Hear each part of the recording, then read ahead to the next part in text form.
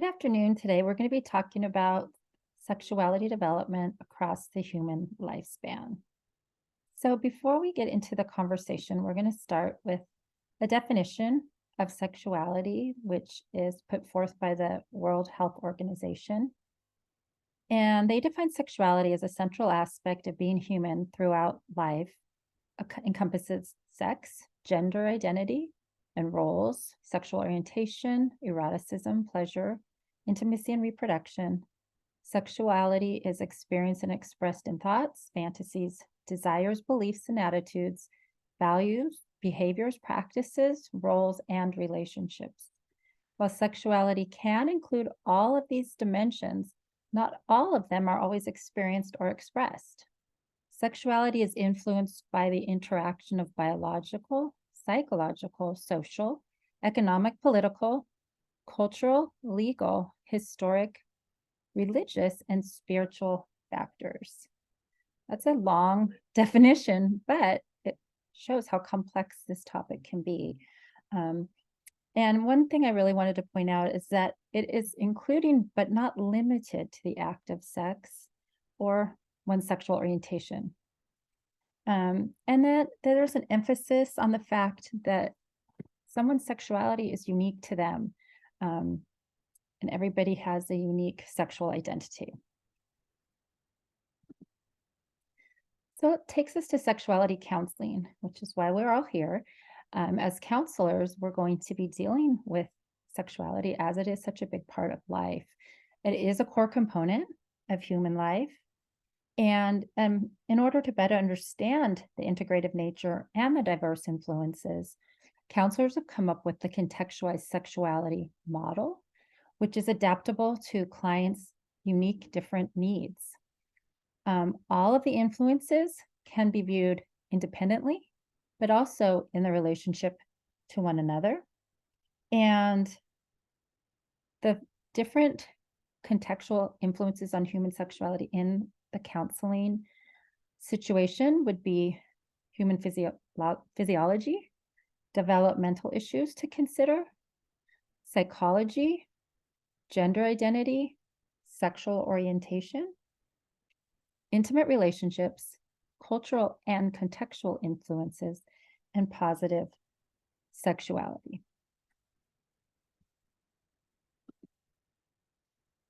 And then finally, before we get started on each stage of life, we will talk about how sexuality is part of our existence throughout our entire lifetime. Sometimes it doesn't seem that way, but it is, and we're going to explain that today, how it is ever changing, ever evolving, and societal expectations and factors are influential, right? Very influential. Also, physiological changes that are very obvious occur throughout our lifespan, and those physiological changes impact sexuality. And then lastly, developmental stages, they play a critical role in one's sexuality. So all of the parts of the human experience have potential and do affect our sexuality. Okay. We're going to first look at the stage 1, which is prenatal development. And so sometimes we don't think of prenatal development and how it affects sexuality. This is an interesting to know, is that during sexual development significantly develops in the prenatal stages of life. So around the 4th month of prenatal development, a fetus has developed their genital organs, which are distinct enough for its biological sex to be determined through the use of an ultrasound. So a lot of the time, that's when families go have the ultrasound, and it's really exciting, right? They find out because it's already that far developed. And it says the differentiation of the genital cells are determined by hormones. And testosterone has much higher levels of testosterone are found in boy babies than in females. And they trace it back to like week 8 through week 24 when those levels are really doing their work. Okay. Also, social factors. So this is really interesting how the social factors can affect the fetus even before this baby is born. But these can come from things like hearing mom's voice, the late stages of pregnancy. They're already developing a level of attachment. Also, it's important to know that family beliefs are already starting to become part of this baby's life, even before it's born. So you think of like gender reveal parties, you think of people buying all the pink and like cute things for the girls. For the boys, it's blue, it's like athletic. Already, gender influences and sexuality are being placed on this baby even before it's born. And especially since a lot of cultures and religious traditions, this can be really strong impact on what that baby is going to come into when they're born. Okay, so let's go ahead and then move into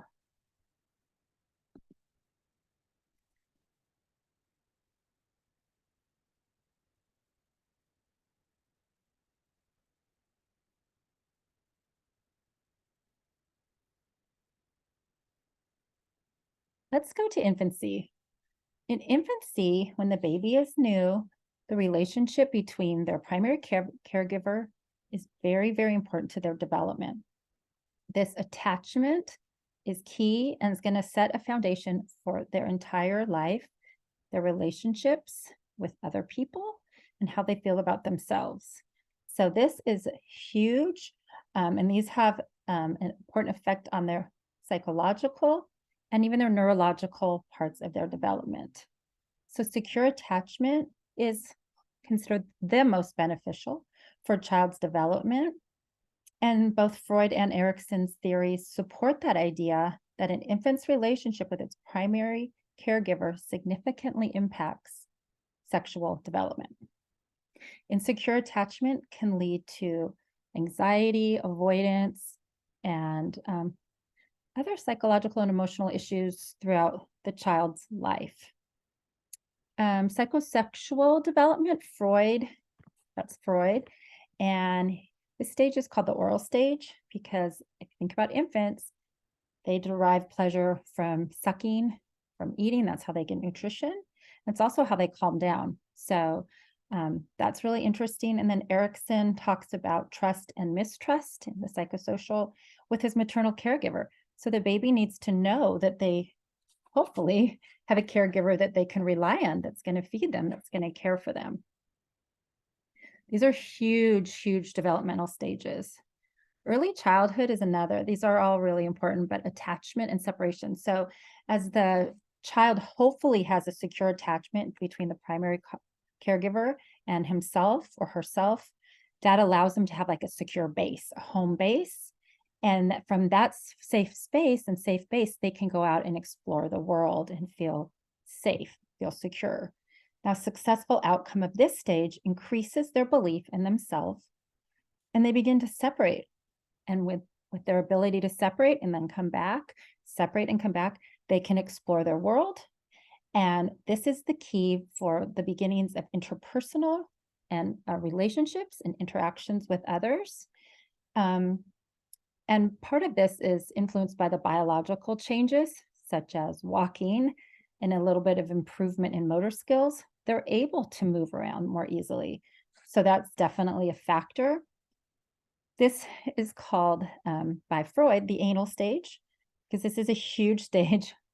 And any of us who've had kids, is the potty training stage. This is a hard stage for parents, but for the child, it's essential because they're learning how to manage their bowels, right? And their kidneys and hold in and learn to go potty. And then they get praise from their caregivers.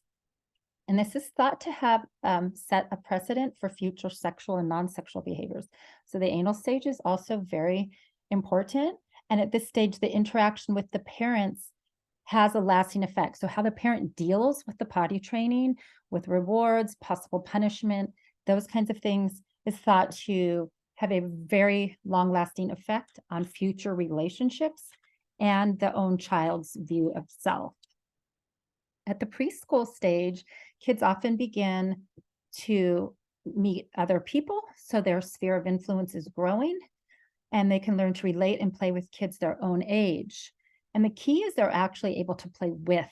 It's not just alongside, they're now interacting, which is really important as they develop as social beings.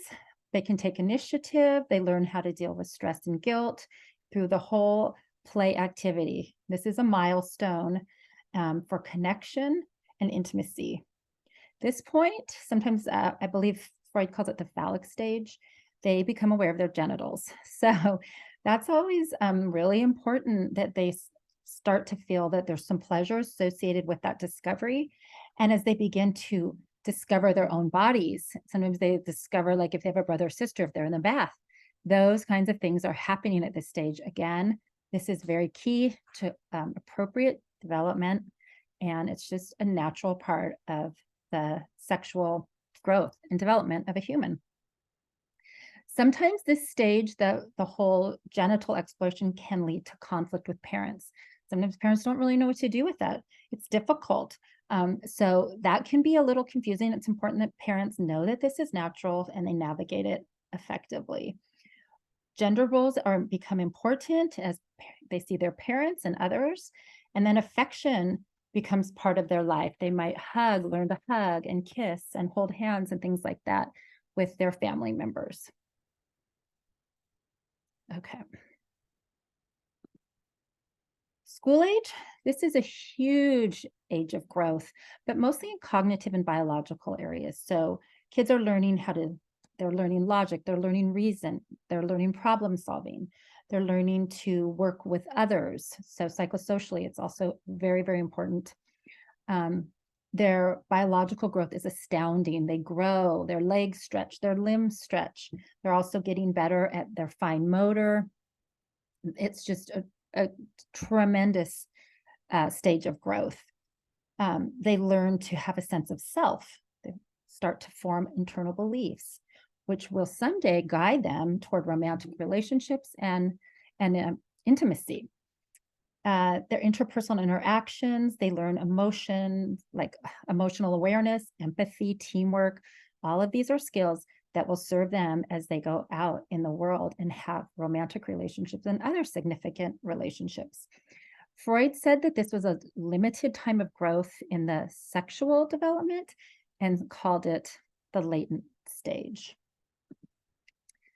Okay. Unfortunately, in the world today and in the United States, for sure, there is a lot of problem with sexual abuse, and we are mandated reporters as counselors. So we need to be on the lookout for, and when parents talk to us, if they notice any emotional changes that are pretty significant, severe anxiety, fear, depression that might have not been there previously, also physical changes, bruising, bleeding, soreness, stomach aches, new things like bedwetting, soiling of clothes, behavior changes like regression, sleep disturbances, change in appetite or schoolwork quality. Those are all signs that something could be up. And again, we are mandated. It's not a choice. We must report even suspicion of child abuse, sexual abuse. So this is something we have to take very seriously. Adolescence is the link from childhood to adulthood. Puberty is a really radical stage in a sexual development because at this point, the body is going from unable to reproduce to becoming viable for procreation. So there's a tremendous amount of change happening with hormones, and it's a turbulent time in many ways for this age group. They refocus on genitals, they begin sexual exploration often, romantic relationships, more complex peer relationships, and sometimes this desire to be individual can cause conflict with family members, parents. So they have a desire to have intimacy sometimes and maybe even explore sexually. With teen clients, when we're working, there's a lot to consider, especially due to the possibility of sexual activity. Along with sexual activity comes the issues of birth control, unplanned pregnancy, sexually transmitted infections. That's very, very serious stuff that we have to be aware of and be willing to talk about and be informed. Gender identity is something that is very common at this time. Who you're identifying yourself as. There's a lot going on out in the world right now, a lot of confusion going on. Also, sexual attraction. Who are you attracted to romantically and sexually? These are all big topics for teens. Unfortunately, there are things that can hinder or impact sexual development. Pornography, very damaging. Exposure to sexually explicit material on the internet and print, it's very dangerous. Obviously, trauma, neglect, abuse has an effect, a profound effect on sexual development, normal sexual development. Any exposure to community or family violence, cultural, family, society attitudes and influence can very much affect. And some people with cognitive impairment or disabilities developmentally. Okay, we get to adulthood. Young adulthood, usually sexual attraction is pretty much solidified, but they're just continuing to grow in this area. Sexual attraction, sexual orientation, stronger relationships. At this point, attachment style is really becoming evident. Hopefully, if they have a secure attachment style, this leads to more healthy, satisfying relationships. That is not always the case. And so a lot of time counselors work with these people to help them, maybe if they don't have the best attachment style, to help them grow in that capacity. Also, for sexuality, changes brought on by parenthood. More tired, they have less sleep, they have less free time. They're so busy working and balancing that this can be very, can negatively affect sexuality. Middle adulthood, typically sexual activity does tend to decrease. However, the satisfaction level still remains high. And many people in the United States, there is an established level of emotional intimacy and connection. And they really desire to sit back sometimes and see how well their children are doing. Maybe they want to create new creative adventures, produce stuff, before they start to feel like they're getting too old. And then it's worth noting physiological changes, especially in women, like menopause, affect hormone levels, affect sexuality. Lastly, older adulthood. I know the perception that older adults don't participate in sex is common in our culture. However, that doesn't seem to be the case. They do have challenges because of age, because of health. A lot of people, as they face the older part of adulthood, face death of a spouse, those are definitely impacting sexual activity. However, a lot of older adults report high level of connection and relationship, still engage in sexual activity. This age is commonly associated with looking and reflecting on their life, the meaning of their life, the impact they made during their lifetime. And they are reporting high level of non-sexual leisure activities that are very satisfying and meaningful. So little change there. These are the references that I used for my presentation. And that's all. Thank you.